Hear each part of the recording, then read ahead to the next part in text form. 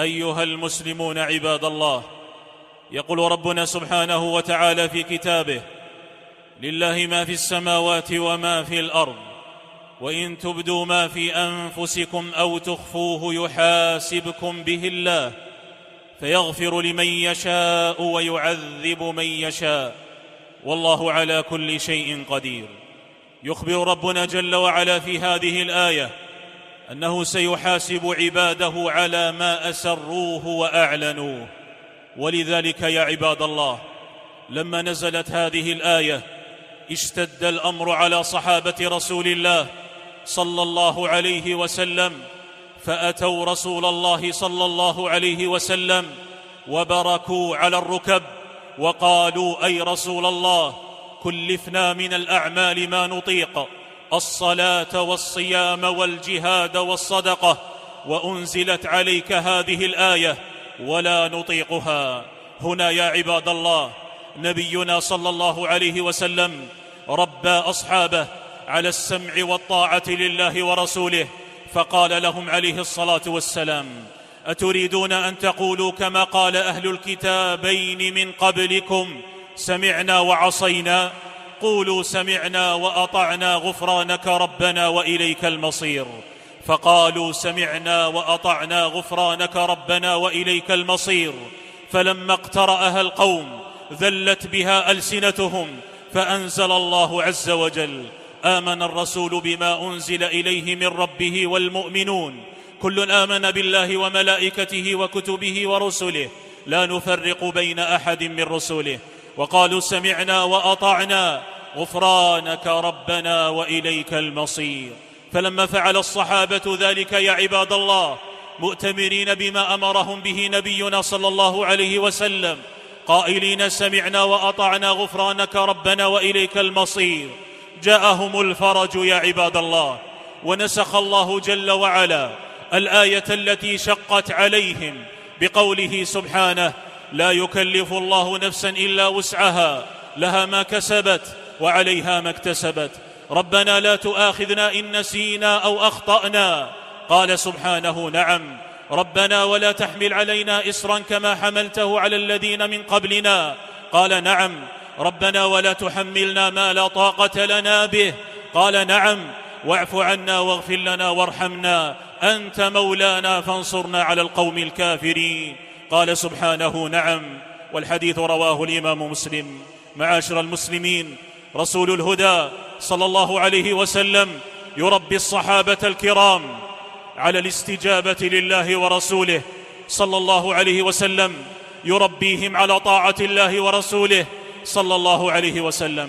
وإن صحابة رسول الله صلى الله عليه وسلم قد ضربوا أروع الأمثلة في سرعة استجابتهم لله ورسوله صلى الله عليه وسلم. فما بالنا نحن يا عباد الله لا نكون كصحابة رسول الله صلى الله عليه وسلم في سرعة الاستجابة لله ورسوله عليه الصلاة والسلام. فإننا يا عباد الله قد أمرنا كما أمر الصحابة، أمرنا بطاعة الله ورسوله.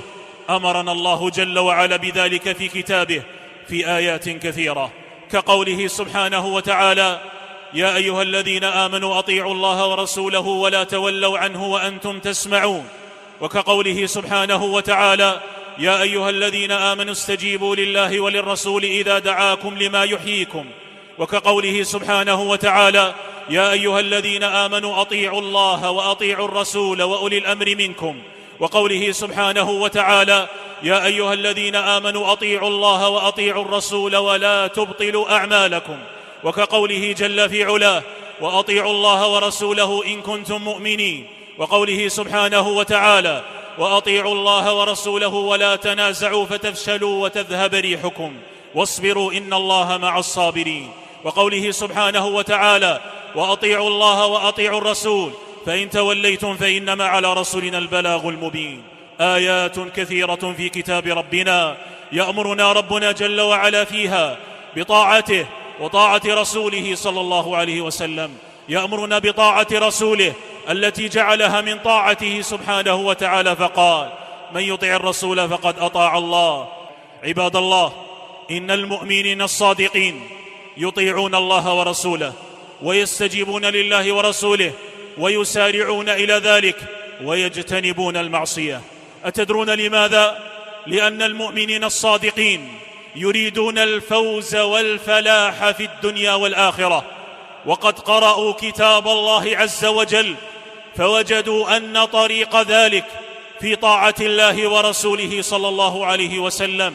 قرأوا كلام الله فوجدوا أن الله عز وجل يقول: إنما كان قول المؤمنين إذا دعوا إلى الله ورسوله ليحكم بينهم أن يقولوا سمعنا وأطعنا وأولئك هم المفلحون. ومن يطع الله ورسوله ويخشى الله ويتقه فأولئك هم الفائزون. قرأوا كتاب الله فوجدوا أن ربهم جل وعلا يقول: ومن يطع الله ورسوله فقد فاز فوزا عظيما. ويقول أيضا سبحانه وتعالى: ومن يطع الله ورسوله يدخله جنات تجري من تحتها الأنهار خالدين فيها وذلك الفوز العظيم. بل إنهم نظروا في سنة نبينا صلى الله عليه وسلم فوجدوا رسول الهدى عليه الصلاة والسلام يقول: كل أمتي يدخلون الجنة إلا من أبى. قيل: ومن يأبى يا رسول الله؟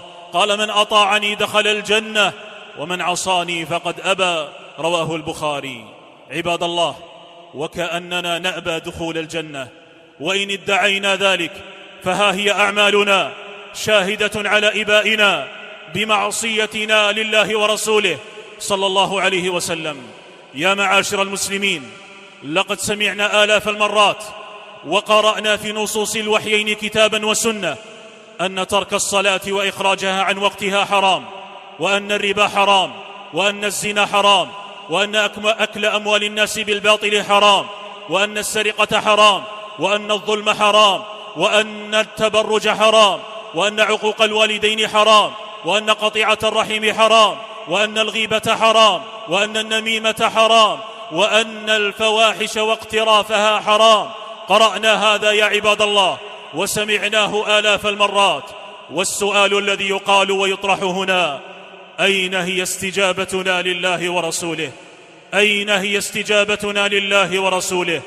إن من أعظم الموانع التي تمنع العبد من الاستجابة لله ورسوله اتباع الهوى. نعم معاشر المسلمين، إنه اتباع الهوى. ألم تقرأوا قول الله عز وجل: فإن لم يستجيبوا لك فاعلم أنما يتبعون أهواءهم. اتباع الهوى خطير يا عباد الله، فكثير من الناس يتبع الهوى، بل ويجعل الهوى هو الآمر والناهي، هو الذي يحلل ويحرم له والعياذ بالله. بل إنك تجدهم يحبون ويوالون لهواهم ويبغضون ويعادون لهواهم.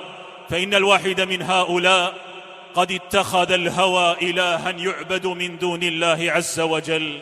اتخذ الهوى إلها يعبد من دون الله سبحانه وتعالى.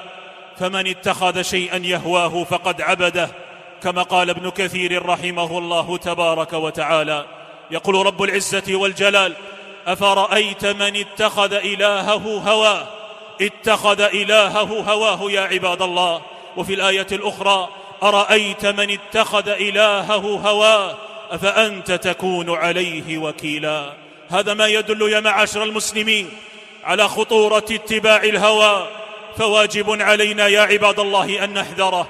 إن اتباع الهوى يصدنا عن الصراط المستقيم وينتهي بنا إلى الجحيم.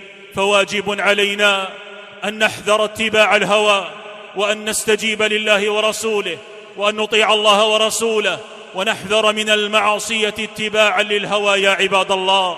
فوالله إن الأمر خطير، ولخطورته ربنا سبحانه وتعالى يأمر أنبياءه باتباع الوحي ويحذرهم من اتباع الهوى. فما بالكم بنا يا عباد الله؟ كما قال جل في علاه لداود عليه السلام: يا داود إنا جعلناك خليفة في الأرض فاحكم بين الناس بالحق ولا تتبع الهوى فيضلك عن سبيل الله.